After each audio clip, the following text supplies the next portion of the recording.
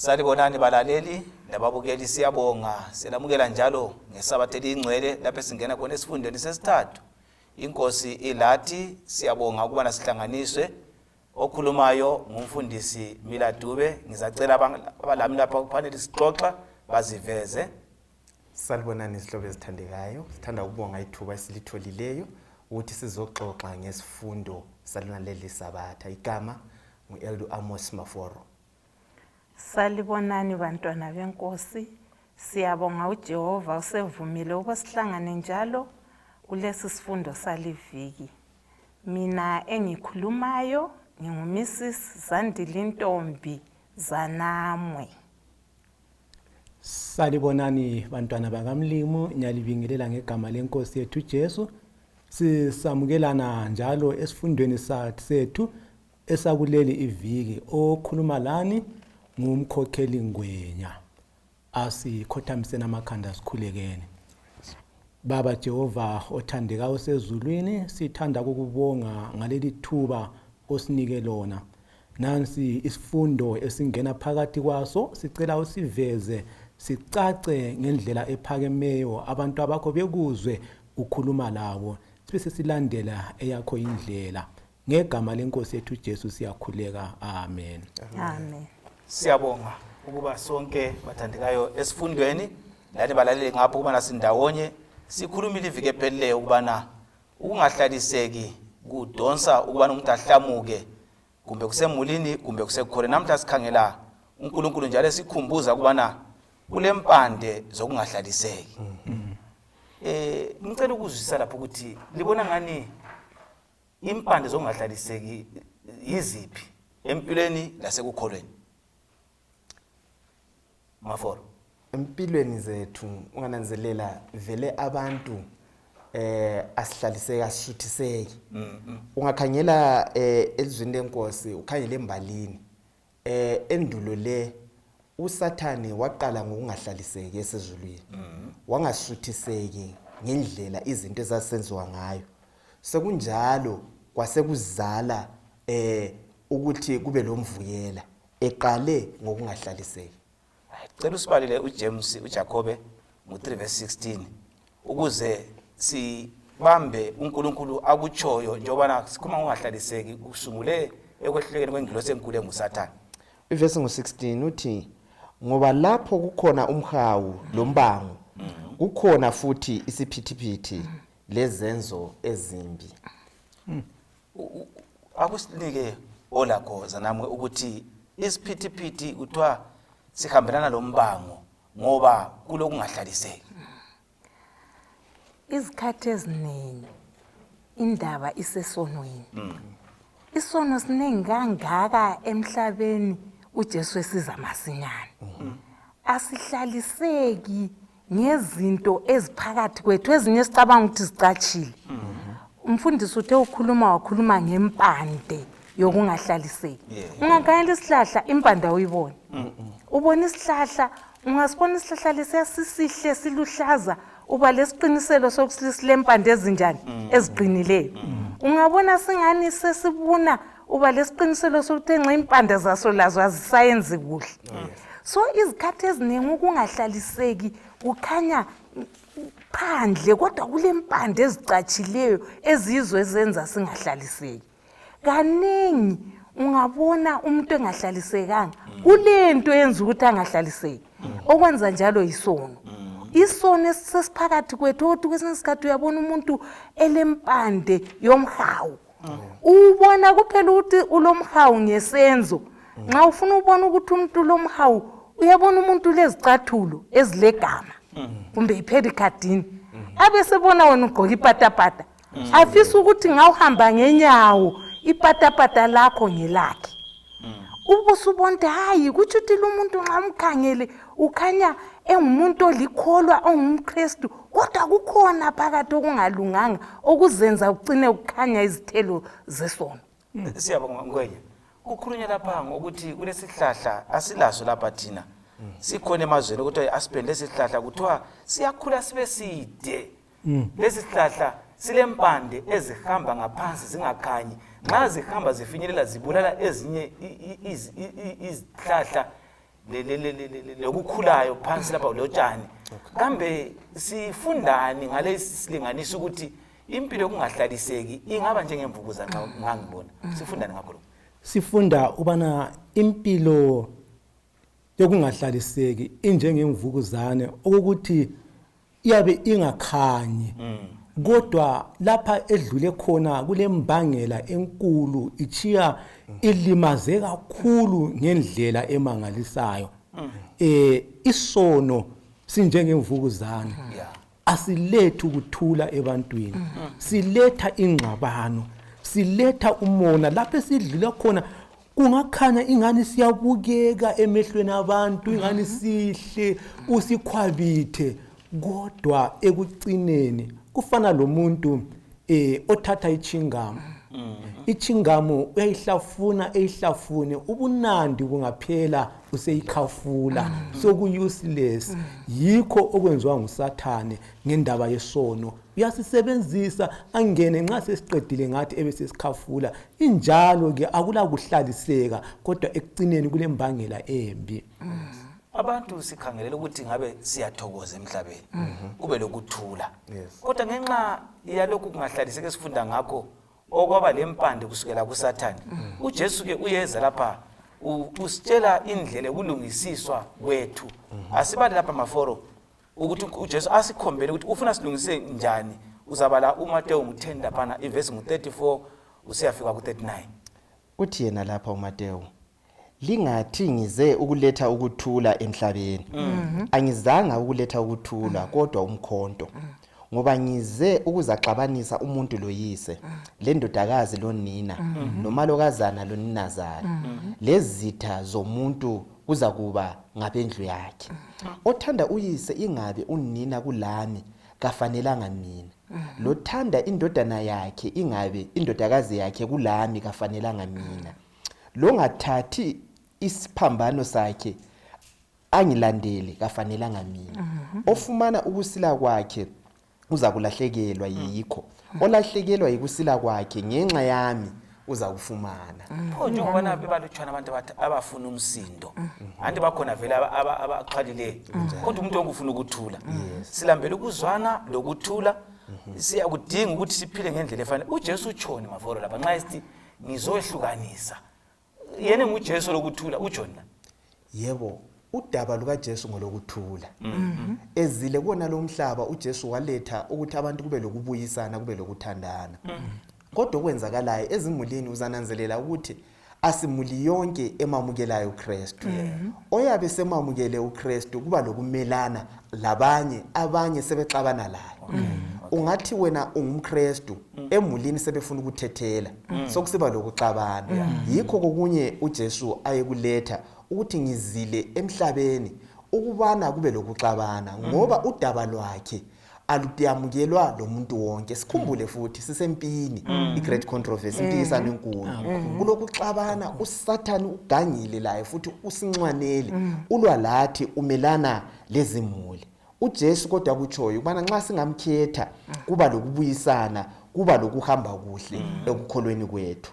Okunye futhi okuqhathekileyo esimele sikubambe lapha indaba yokuthi nxa silandela uJesu simele simlandele uJesu sizehlisile kungela bomina. Silandele uJesu sithwele isiphambano. Indaba yesiphambano umfundisi Dube indaba ejule kakhulu. KwaJuda kwaIsrael khona ngale kudala eRoma lapha abasungula khona indaba yokubethela abantu esiphambanweni. Wawungeke uhleke ngesiphambano. Wawungeke uphonga ukukhuluma ngesiphambano. Xa ukhuluma ngesiphambano wawukhuluma indaba yokufa, indaba yokuhlambazwa, indaba yokukhangelelwa phansi. Yiyo indaba kaJesu akutshoyo ukuthi nxa ufuna ukungilandela thatha isiphambano ungilandele. Okunye akulethayo yikuthi singafaki abanye abantu kuqala, bangaba yizihlobo ngabantu bethu, ngomkethu. Ngangizwa abantu bethi mina ngizalalela umkami, angiye church umkami uthe ngingayi. Hayi, uPetro uthi kungangcono silalele uNkulunkulu kulokulandela umuntu. Zanamwe ngifikela lapha umcabanga ukuthi labalaleli nxa silapha sonke ukuthi uNkulunkulu ngoJesu thena ngizokwehlukanisa hatshi okokuchitha. Ngizokhetha iqiniso lamanga ngizodinga abalandela iqiniso uthini nxa uJesu sithina ngathathi isiphambana ngilandela afana umso wezulu uthini ngabo lo uJesu nxa isitsho njalo mfundisi uthi ukuthi yena nguye kuqala phela ukuthula ungakudinga ebanganini ngeke ukuthole ukudinga emsebenzini ukutholi ukudinga emayini uba lamaqhubaqhube emali kodwa ukuthula ukuthola ukuthula kuphela kutholakala kuJesu uJesu uthi landela mina uzuze ukuthula ngoba ungaze ukhangele kathesi ungaze umlalele umkakho asitsho ukuthi ungamlaleli kodwa ukuthula ukutholi umlalele kuphela kuJesu ukuthi uzuzeni ukuthula inkambo yokulandela uJesu ayikho lula bazalwane ifuna ukuzidela njengoba umnewethu uMaforo echila ukuthi ukutsho ukufa ufe impilo endala ube impilo entsha nxa sufile impilo endala waba impilo entsha uza kunanzelela ukuthi uNkulunkulu kuqala ubudlelwane bakho kuqala kungakabi lemuli yikho ukuthi ube ngumuntu phela ayizikhathi eziningi abantu bacabanga ukuthi ukubalelwe ebantwini kuba lezinto izinto ngezomhlaba ziyadlula abazalwane ukubalelwe ebantwini kuba lo Jesu ungaba lo Jesu usulesisindo usungumuntu lawe ebantwini khangela ubona Shadrach lo Meshach lo Abednego bafika esikhathini sokudela lezi impilo zabo ukuze balandele uNkulunkulu ngoba bebekubonile kuphela ukuthi impilo kuJesu amen ngwe njengoba uJesu sithi uletha ukwehlukana kwabantu njengabalaleli yathi sifunda ukuthi kumele senzeni ukuze sibe lokuthula phakathi kokungazwiswa ngabantu silo Kristu kodwa sibe lokuthula siyabonga mfundisi ukuthula ngokuphelela kwakho kutholakala kuJesu ngaphandle kokubana uJesu abe phakathi kwethu asoze sibe lakho ukuthula uthando lwethu okumele sibe lalo olokuqala kumele silise kuJesu ukumthanda ukwedlula zonke izinto ezisemhlabeni imithetho elithumi ifinywe yaba imithetho emibili ku-New Testament okuqala ukuthi uthanda uNkulunkulu kuqala ngenhliziyo yakho yonke uthando lwethu olokuqala njengabantwana bakaNkulunkulu kumele silise kuJesu Kristu singamthanda uJesu Kristu okuningi konke lokhu uzabalula sizananzebana siza kuphila ngendlela elula kakhulu emnandi isisindo sobudlelwano bethu seyame kuJesu Kristu ngaphandle kokubana uJesu Kristu abe nguye osinika ukuthula asingeke sikufumane kwenye indawo siyabonga abalaleli siyakhuthaza lapho ukuthi uJesu wayengathi ukuthi kumele uxabane lo yihlo lo nyoko lo mfundisi lo mzalwane wayesithi ukuthi ukumkhetha yena kungenza uzondwe kodwa uzala ungumuntu lokuthula ngoba abaningi bazabona uKristu ngakho ngicela usifundeleke lapha kuLuka ngo12 uLuka ngo12 verse ngo13 ume nje ku15 lapha iverse ngo13 uthi yena omunye wexuku wathi kuye mfundisi akutshele umfowethu abelane lami ilifa kodwa wathi kuye ndoda ngubani ongimise ukuba ngibe ngumthonisisi loba umahlukanisi wempahla kini na wasesithi kibo xwayani liqaphele ubuhwaba bonke ngoba ukusila komuntu kakuyi ngobunengi bempahla yakhe nxa ulalelezana ngolaphana uJesu iyaqhubeka ivesi efika ku21 uthi ukuphila komuntu kakuyi ngempahla yakhe umuntu lo uzodinga ukuthi uJesu amncedise kwabe kule impahla ngoba vele kwabe le impahla siyakwenza ngaso kufika uJesu yachiya abesemtshela ngendaba yokuthi kufe ukuzibona unguwe so lapha sibona ukuthi kulobumina uJesu afuna ukubulala okuyimpande yena liyane sikhuluma ngaye yokungahlaliseki uthini ngamazwi kaJesu la uJesu nxa ekhuluma la mazwi ufundisa thina abantu esiphilayo ukuthi hayi khiphana amehlo enu entweni zomhlaba ngoba kulakho ukuthula kulakho ukuphila into lezi ungakhangela vele sizalwa kathi mfundisi Dubu uzalwa wabuyalana akula njalo mhla usifa ufalani uhamba unjalo uJesu ufuna ukusitshengisa ukuthi hayi lini impilo le licabanga ukuthi impilo yize impilo kuphela ikuye uyazi isifo sobumina lesi sijayele ukunitshayisa ngomva ubokhangela emchoveni ungangena sohlali uphiwe change wena uqala ukuthatha engadabukanga engani igugile uyipha abanye bakho okutshengisa ukuthi vele ubumina lobu bunjani bukhona sifuna ukubuthelela singabantu ukuthi ngakunje iblawayo yonke ngeyami ngingaba lendlu emayadini semfune enye emalokishini ngifune enye elinye iplaza kukathi uJesu sifundisa ukuthi hayi lezi zinto yinto zomhlaba asidingeni uJesu kuqala konke okunye kuzanjani kuzakulandela yazi ndlala ngizihlupha ngendaba kaDavid mhlawumbe ngathi ngikhangela ngathi kodwa uDavid so kodwa ngazibona mina ngwami uDavid wayela abafazi 6 kodwa nxa ubumini ufuna ukubuthelela wabekhangela ka-Uri lo yedwa 1 wamhawukela sefuna ukuthi yena abe le-7 u-Uri abe le-0 uyabubona ubumini uthi bunjani uyafuna ukuthi umuntu ubuthele uDavid uthe lento uGoliath ngelinye langa uthi ngiza kuwe ngegama likaNkulunkulu inkosi yempi yako-Israyeli kodwa uthe selanda umfazi ka-Uriya wazilanda yena wamlanda ngaye ngasela uNkulunkulu kathi wayesemtshiye ngapha uNkulunkulu okutshengisa ukuthi ubumina vele benza uthi uNkulunkulu eceleni buyasehlukanisa lo uNkulunkulu ngawo David wahamba ngegama ehambe ngalo Goliath ngawayilwa impi yakho okutshengisa ukuthi ubumina lobo abufuni sisodwa buzasinqoba ufuna sile nkosi yamakhosi yiyo yodwa kuphele yabunqobayo ubumina bona labo ubona uNkulunkulu ngwakhe wathi ebona sesiwele sonweni wayenza icebo lokuba sihlengwe ngoba ngawayele ubumina wayethi ndaba yabantu bajelile ngoba ngokwemvelo thina silobumina uthi ku-right nxa kukimi nxa kukomunye umuntu anselanda ngenye indlela lapha Maforo uJesu uzokuthi ngiyakubona uza kimi ngelifa kodwa kule mpande ngaphansi ngifuna ukuyikhuluma eyobumina ngifuna ukukunika ukulunga kambe ubumina ubudiliza njani ubudlalo loJesu nxa ubala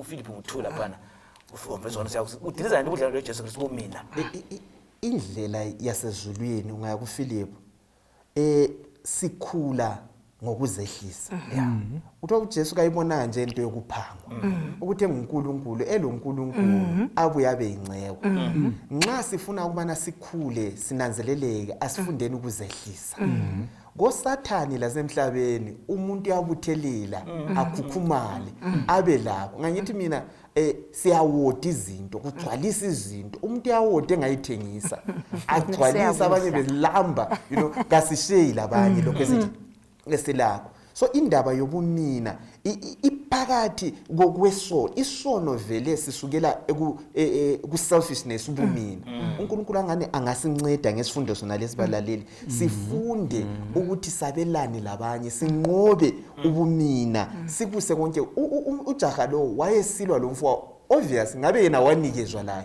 ilifa leli wayengasokabelane lomunye kusukele ubumina ungaye hayikhotha abantu baxabana ngokuthi lami ngifuna ukuthi nithole enye inzuzo uNkulunkulu angana ngasisiza sibe kwazi ukuqhathekileyo ngapha kwela ngwenya kwenziwa yini ukuthi umuntu nxa ezuza uyalokho efisa ukuthola ngafike lapha athi hayi uthi ngihlaliseke lami ngeke nginika abanye abantu njengokuthi ukuthi uyabelokho ukuthi ungazinika kanganani kodwa khona kwingqondo kokufuna ukulokubutha kubangelwa yini siyabonga isono sobumina esiphila phakathi kwethu esasungulwa nguSathane ekhaya ezulwini osokungasuthiseki uhlala ufuna zonke izinto yakwazi ukuthi isikhathi nake mangali kulabanye abantu abafuna izinto ezintsha zonke ziqale ngabo zonke ziqale ngabo engabona umunye umuntu selayo seyizonda into yakho sesiyadinga omunye ufuna ukuhlala zonke izinto zibonakala ngaye ufuna ukuhlala ephezulu sokuchithe lezimuli eziningi kwaba lokucabana okuningi ngenxa yobumina ukufuna ukuhlala ubuthelela izinto kukanti izinto esizakuzichiya emhlabeni yabona usuzichiyile wazibuthelela usuzijila abantu besasebezithaphuzela nje mahara kungela lutho wena suhambile kusithungamele kutheni ngibuze umbuzo uvula lapho uLuka ngo22 ukuthi njengoba ukubuthela uJesu ekukhuzile kambe ukufisa into embini sanama ukufisa nje intembi hayi ufisa sontembi kodwa kuya ngokuthi ufisani mfundisi. liyezwa lapha bafundi kuthiwa kuya ngokuthi ufisani. Asike siziluka ngo-22 lapha ubale uverse 14 uyegcina kuverse ngo-15 lapha. Kwathi sesifikile isikhathi wahlala ekudleni labapostoli babelayo. Wasesithi kubo, ngifisile kakhulu ukudla lani leli Phasika ngingakahlupheki. Uthi ngifisile ukudla leli Phasika ngingahlupheki. Yequbala uverse 24 senze ukuthi 24 kwavela ukuphikisana phakathi kwabo. Okokuthi nguwuphi yibo ongathiwa ngomkhulu. uJesu uthi yena ufisile ukuthi adle iPhasika into eqondileyo. Abafundi labo sebefisa la ukuthi kathi lapha nje ngoba uJesu ezofaka umbuso emhlabeni ngubani ongaba nguvayisi wakhe la ngubani yikho mbuza ufisa kubi ngaphi. Angikwazi ukuthi umlimi lapha kasisize balaleli ngwenye kuyini lapha okubi okwenziwa ngabafundi. uJesu ufisa into enhle uphakathi kokulungisa umbuso wezulu ukhuluma ngombuso wezulu kodwa sebefisa ukuthi ngabe bahle batshela ukuthi Jesu njengoba ukuyilesiza abangaphi ku hierarchy yezulu. Siyabonga udadewethu ukhulumile akulanto embi ngokufisa. Nangu uJesu uthi ngiloyisile ukubana lesi sidlo ngisidle ngilana. Bephakathi kwenkonzo enkulu yokuzehlisa uJesu ethungamela egeza izinyawo zabo. Omubi ebesengena kibo bese befisa okuphambene lecebo losindiso. Sebefisa indawo enkulu ngithemba base bekhangelana ubana mina vele enhlizweni sebephana ama position mina ngizaba laphana kukanti hayi uJesu ubalungisela umbuso ongcono. Umbuso kaJesu asoweziphakamisa awufani emhlabeni ngokuzithoba odinga ubana umuntu abe yiservant abe yinceku. Yikho sibona uJesu ke laphana nxa esebakhuza esebonile okusezinhlizweni zabo ngoba phela uJesu yabona kusenhlizweni ebesefanekisa ngomntana omncane uthena ofisa ukuba mkhulu phakathi kwenu abanganani njengomntwana omncane kulama characters ke esingabe siwathola ngaphi ngomntwana omncane. Funa sinika umntwana omncane kuyini esifunda ngaye okungasincedisa. Umntwana uba dependent uthembele emzalweni. Umntwana uyathethelela. Umntwana kukho konke uyakwazi ukuthi akula ukwehlula umzali wakhe. So esimele sikufunde thina yikuthi ekufiseni kwethu sibe kwazi ukuthi silo Jesu uza kusenzela akayikusilahla ulathi izikhathi zonke. Yiloba kuyini esingena kiko sibe lokukholwa okunjengokumuntu omncane sithethelelane singahlukanisani futhi ngemihlobo ungafuni izikhundla. Abantwana bayadlala bebonke akula ofuna ukuncindezela omunye. Thina ubukhulu ukuthi ngibe mkhulu ngincindezele omunye at the expense of others. uJesu ngani angasinceda sibe lengqondo yasezulwini yokuthi hayi mina ngifuna ukuba yinceku. Kuthiwa etafuleni kwaswelakala wayengageza omunye. Wonke umuntu wayefuna ithawulo ikhona. Ake nisithandeni ithawulo lathi. Sifune ukuthi sigeze abantu. Sifune ukuphakulula. Singafuni ukuphakululelwa izikhathi zonke. Sifunde baneza namwe lapho ukuthi emabandleni uThixo unguye umsindisi wethu. uJesu nguye oholi bandla. Nxa esibutha sisenkonzweni kunjengokuthi wayela abafundi esidlweni. Ukhangela ukuthi siphile impilo yomntwana njengokulandisa kwakhe. Kuyini esikufundayo nxa kukhethwa izisebenzi? Kuyini esikufundayo nxa siye ezinkonzweni sibe lesimo somntwana ukuze ekucineni sibe lo Jesu ekhaya? Owakuqala mina ngubona la umuntu uyacabanga ukuthi lo Jesu ukathi uJesu ayikho khona wazi. Ungabulaye eceleni kwakho kodwa ungakwazi ukuthi unguJesu njani. Abafundi base behambe lo Jesu babona into zisenzakala. Ubabona lo hayi uJesu lo phela simkhonza so Jesu womhlaba. Uyakwazi emhlabeni ukuze phela wena ube umuntu ukuthi ucindezele abanye uphakame. Kodwa koJesu ukuthi uzube umuntu ukuthi uzehlise ube phansi nguyikho ukuthi uphakame. So ukuphakama komhlaba lokuphakama kwakoJesu kuchiyeni. Silibandla nxa sokukhethwa laphana Akumele nxa kuthiwa kukhethwa isisebenzi kungitshayise ngovalo. Ngoba kuthi ukuthi mina yimo ngiba yinceku. Akuthi ukuthi ibe ngiba ngomkhulu. Kodwa kuthi ukuthi ime ngiba yini? Yinceku. Abalandeli bakaJesu babe ngakubona ukuthi umbuso phela esikuwo ngwezulwini. Asowakula umhlaba. So lethi kwaphona uyabona abantu balwela ukuba yilokhu lalokhana asilandeleni uJesu. Siyayidinga ingqondo kaJesu. Siyayidinga inhliziyo kaJesu yokuzehlisa lokuba kwazi ukuba thina singabantwana benkosi. Uyangikhumbuza sisi vele yikho esikwenza sithethe okwemhlabeni ucorporate world ukuthi kulo boss uza kuseva nasebandleni ungakhethi ukuthi nguwomholi webandla suzibona wena usuyinduna sesimele sikhothamele wena umoya kaSathane uyabo sihleli phezulu kwakho nxa ebandleni ulesikhundla esisithatha sithi siphezulu okutshoyo nguwe inceku enkulu nguwe mele uthwala ithawula elikhulu ugeza abanye izinyawo. Xa ukhuluma njalo okay khuluma. Lokunye mfundisi abantu into abangayinanzeleliyo ukuthi kwesinye isikhathi phela umelanga uthande umqhele ungawusebenzela. Abantu bakhangela ukuthi sizagqoka imqhele kodwa ukugqokeni kwemqhele la akulasikhundla odlula kuso vele lesikhundla ngumvundla. Thina siyizisebenzi asisebenzeni ensimini kaNkulunkulu. Ngibe ngicabanga ukuthi kudinga ukuthi kube lo muthi Oh yes. ozakhupha lokhu kufiso kungayisikho. Yiwuphi umuthi bathandeka ongasela phela lokhu kufiso kungayisikho sike sifisa njengoJesu. Yikuthi uJesu ahlale ezinhlizweni zakhe. Umuthi nguJesu kungabi yimi kube nguJesu.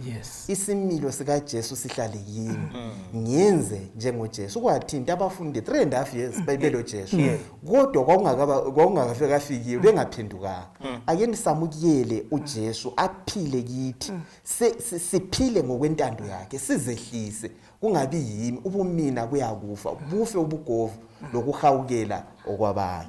Ngibona balaleli umlimi lapha ukhuluma lathi kubana kuvela ukukhangela kuJesu lokuzwa ilizwi lakhe kuze lapha ungahlaliseki kuzakhupha lezi impande ezahlanyelwa nguSathane laphana esitingiza faka isihlalo ngiza ungazi usithi ngi ukhuluma ngawo ukuthi ungcono kula lobani kanti umlimi ukuthi zehlise ukuze kuphakame umlimi kasisize sikwazi ukuthi sithunganyele kwenzeni ukulunga kwaThixo.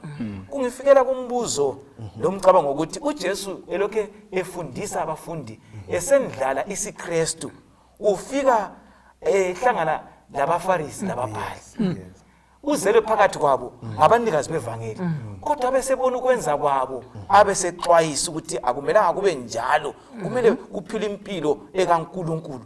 Ngifuna ukuthi umbuzo singaba livesi ukuthi kathi umuntu angathi uyazenzisa yabe sijona umuntu umfundisa ngathi uyazenzisa uyabe sithi ukuthi engiyikho khona isikho engiyikho khona uyabe sithi ukuthi kuloku kungumdlalo engwenzayo okungayisikho esithi ngesikhiwa yireality.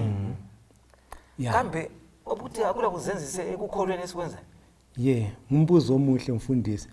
Ekukholweni ubuzenzisi bukhona kakhulu. Ukukhuluma izinto kodwa singakuphili khonokho esikukhuluma. Ngize mfikele indaba kaMankala. Siyakwazi ukuthi nazakho eMankala utha uhamba ugege kuthiwa kwakuchaba abantwana babo kuthi indaba lihamba ligobile lini hambani so njengami kodwa la mama ehambe njani kodwa ihamba igobile. Yikho khonokho uJesu ayekukhuza kubaFarisi wayekukhuza kumaSadducees ukubana bona abantu laba bagobile ngokwabo kodwa bafuna abantu behambe benjani befuna abantu bahambe belungile ke sokukhona khona kubuzenzisi ezimulini emabandleni siyakuthola nxa ungubaba uthola ubaba echeche ungubaba olungileyo bakithi uhamba ezithobile kukanti ngekhaya uyini uyisilwane esikhulu yibuzenzisi bonoko uthole lo mama laye ngokunjalo echeche ulungile yaguqa kodwa ngekhaya unjani yibuzenzisi bonke bonoko. Indaba yebuzenzisi balaleli ngicela ukuthi umoya kaThixo usisize sure singabi ngamaKristu angayisima Kristu ngokuphila akuhambe usibalele khona phana uMateyu 23 verse 1. uJesu wakhuluma emaxukwini la kubafundi bakhe wathi ababhali labafarisi bahlezi esihlalweni sikaMose ngakho ke konke abalitshela khona kwenzeni likugcine kodwa lingenzi njengemisebenzi yabo ngoba bayakhuluma bengenzi bayabopha imithwalo enzima bayibeke emahlombe abantu kodwa bona kabavumi ukuyisusa ngomunwe wabo.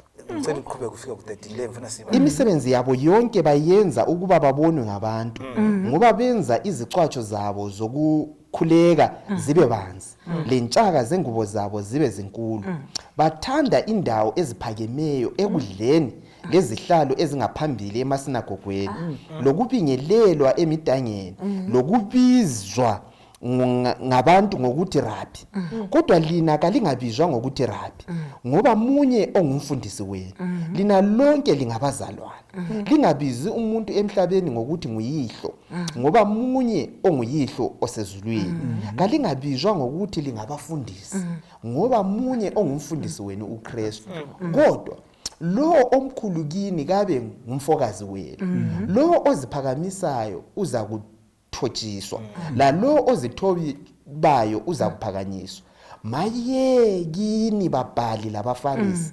bazenzisa ngoba livalela abantu umbuso wezulu ngoba lina kalingeni labangenayo kalibavumele ukubangena. Mina ngihlutshwa ngivesi yokugcina ukuthi uJesu uhlaba umkhosi isililo ukhaliswa ngabanikazi bevangela zelo phakathi kwethu alanda uzobasindisa. Ngiyesaba ukuthi singaba lapha ekhala ngathi uJesu singaba ngamaKristu kodwa ethi maye akuchaza ukuthi imhlobo iphe kuzenzisa ikhulunywa uJesu engabe itholakala phakathi kwethu njani. Oqala engunanzelelayo ku chapter le uzananzelela ukuthi vele abantu abalohlupho lokuzenzisa libandla likaNkulunkulu. Hayi abasemhlabeni. Abantu abaphandle hayi abazenzisi baziphilela impilo yabo.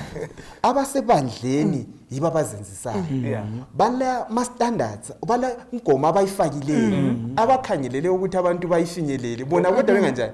Bengayifinyeleli. Bayacela ukuthi abantu benze ezinye izinto bona bangenelisi ukuzenza. Ivesithe bona even lo muntu wabo benelisi ukuthi bakufuqe.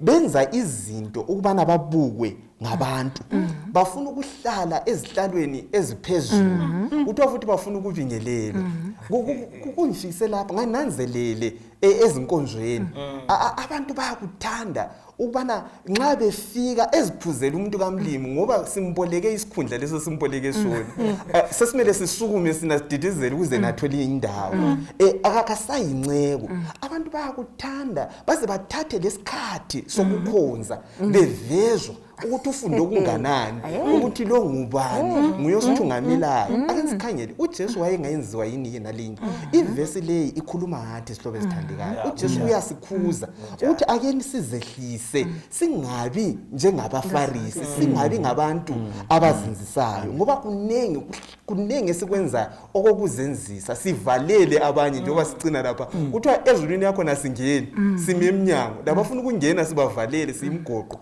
yokuthi abantu basindiswe. Ngiyesaba lapha ngoba ngikhulumela abafowethu bafundisi. Ngcono ngibiza isifundisi ngezenzo zesifundisi. Ngoba uJesu akutshe ukuthi ungathiwa umfundisi kodwa uphambana lesifundisi sakho. Ungathiwa elder, ungathiwa umKristu, umsabatha. Kodwa uyala ukuzabatha bakhona. Hayi lapha bazalwane ngizwa ukuthi thinta sonke la. Azathi kuMateyu 15 lapha verse 7 siya ku9 uthena bangifakaza ngemilomo yabo kodwa abakuphilayo kuphambana lokho abakufakaza ubufuna ukukhuluma bona ngikhangela indaba la ukuthi uJesu wayesamukela izifebe abantshontshayo ababi bonke wayebamukela ngaphandle kwabazenzisi uJesu uchiye sitshengisa ukuthi umuntu ongumzenzisi kala ngxenye laye siyezulwini masinyane bazalwane asichiyaneni lokuzenzisa uyazi ukuzenzisa songani fashion phela uyazi abantu bayachumayela umuntu achumayela uzuzu uJesu yeza masinyane kodwa kuchumayela yangakwenzi akusoze kusincede ukuthi sigqoke kuhle sigqoka amasudu sibukeke phambi kwabantu kodwa phambi kaJesu singabukekanga kuze njalo kube le challenge lo muntu mhla efile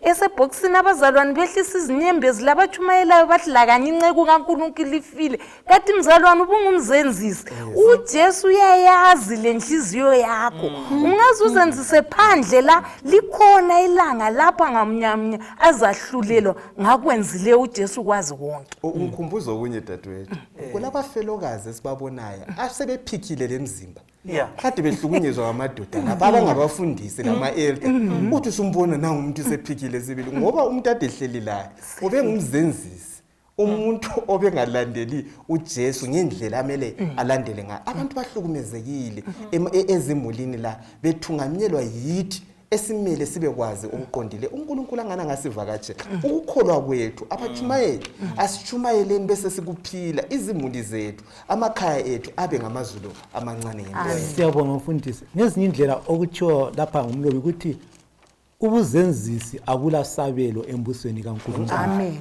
ngoba uJesu kazange aba-accommodate angitsho abalasabelo ingozi ekhona yikuthi ngobuzenzisi obunjalo kuthiwa sivalela abanye embusweni kaNkulunkulu lathi singangeni futhi yiyo ingozi enkulu asiphendukenini bazalwane uJesu aphile phakathi kwethu sikukhipheni lokho sokuseduzane lapha esiyakhona balaleli umlimi kasisize sure sifunda ukuthi isifundo lesizosikhulisa uthi ukhuluma ngwenya lapha ngifikela ngomnye umcabango ku-effort angabe ngumfundisi kuthi kona singene emzindwa abantu nganxuswe mina ngichumayela okay abantu abadabana singene kula hayi wena wasowa lapha ngathi ngicela lidlule ngangena ngedwa wathi baba wenze kuhle mntana wena kangikwazi labana abangene benza ukutshela ukuthi baphila njani wena angikwazi noma uchumayele ngoba lekho ukuthi into ichumayela iphila lo wena umntu uhamba la simgwebile ubantu lokwazi umuntu ivike ephilile ande abantu ubuzenzisi kwenza ukuthi umuntu azonde lo Jesu wakho yikho ukuvalela kwethu abanye sikwenza balaleli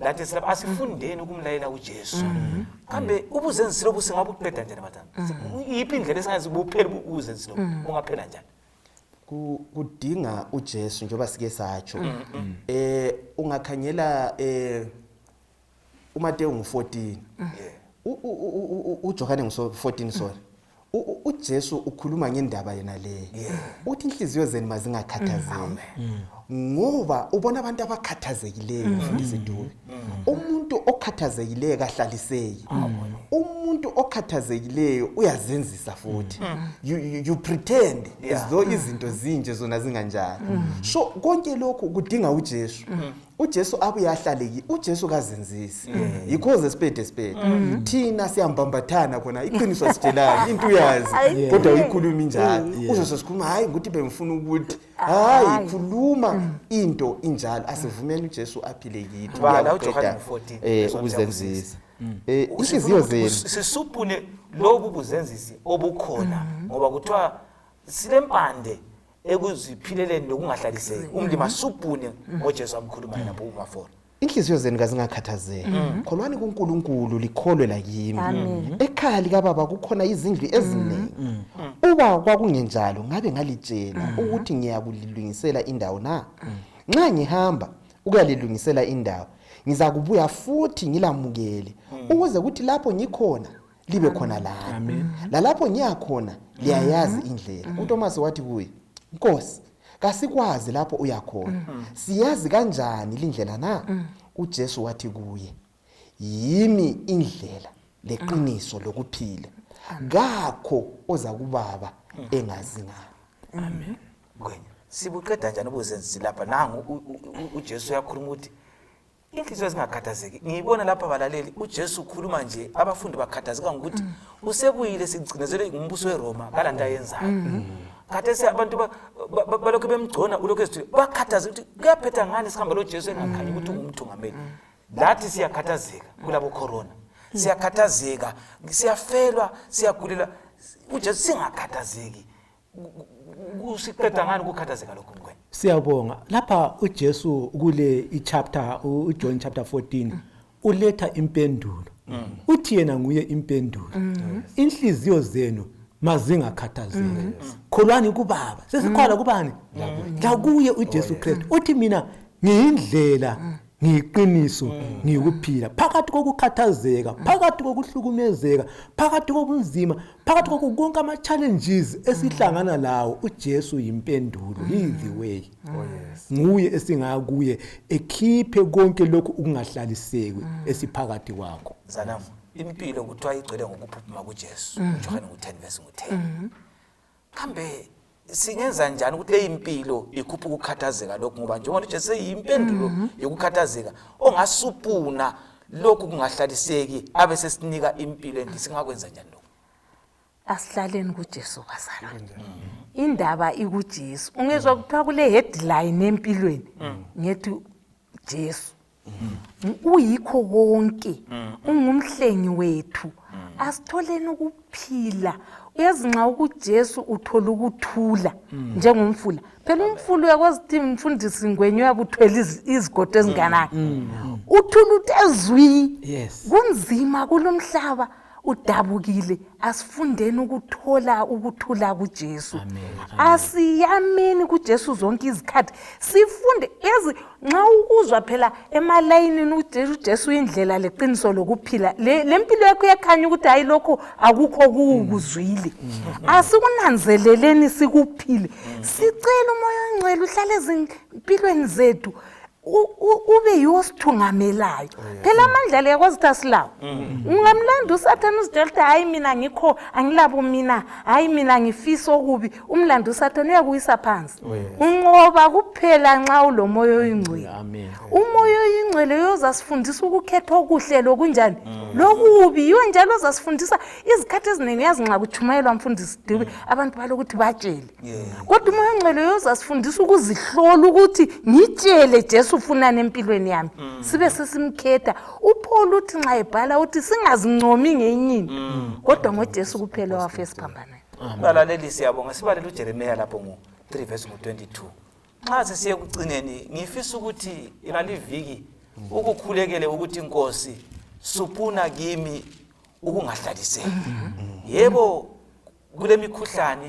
kulezi nswelo asakhonzisa indawo ngokujwayela kwethu sicabanga siphelele uJesu kungani ngaqedi uhlupho lweli uJesu singakhathazeki elinye iBhayibheli lithi inhliziyo zingadliwa impehlane ya uhlalisekani nxa likimi ngoba kulokuthula sibala uJeremiya ngo3:22 buyani lina bantwana abangathembakanga ngizakwelapha ukungathembeki kwenu lithi siyeza kuwe ngoba wena uyinkosi uNkulunkulu wethu amafitshane abesesiza asivalele engakutsho okuqathekileyo ungabala early writings page 119 ithi iningi lethu siyaphikisana sithathe isikhathi eside ngenxa yokuthi kulobumina nxa ubumina bungafa ama church board ethu asoka thatha isikhathi eside lasezindlini asoke sixabana ubaba uzazehlisa umama uzazehlisa sixolelana impilo yethu iqhubekele phambili amen siyabonga uJesu uthi loma zibongo zinjani nizazenza zibe mhlophe wozani kimi lonke likhathele lisindwayo ngizakuliphumuza nguye ongasuphuna ubumina nguye ongasophuna ubuzenzisi nguye ongasophuna ukufisa okubi abalaleli umlimi kasisize uJesu nguye konke mama ilizwi ubusesikhulekela uJesu uthi singuqalile umsebenzi kuwe umsebenzi wokusilungisisa okuba kuphume konke okubi silungile izulu sibe ngcwele njengoba la esithi ungcwele inkosi sipha amandla asicimezane esikhulekeni baba uNkulunkulu wadala izulu lomhlaba siyabonga ukuba lo Nkulunkulu onjengawe uNkulunkulu osithandayo uNkulunkulu osinakekelayo uNkulunkulu osixwayisayo ngaliseni senzele umusa uzikhiphe lezimpande ezokungahlaliseki ezikithi sezigxilile labantu abasibonayo baze besaba ukuthi pho sikhonza uphi uNkulunkulu sipha amandla ukukhonza wena wedwa kuphela siqine simele izwini lakho sikwazi ukuba wena ngoyidwala wena ngoza sipha amanzi ukuthi sinathe singomi umhlaba uthi usibona uthi ngempela laba ngabakaJesu ngikhuleke egameni kaJesu wasifele eCalvary amen amen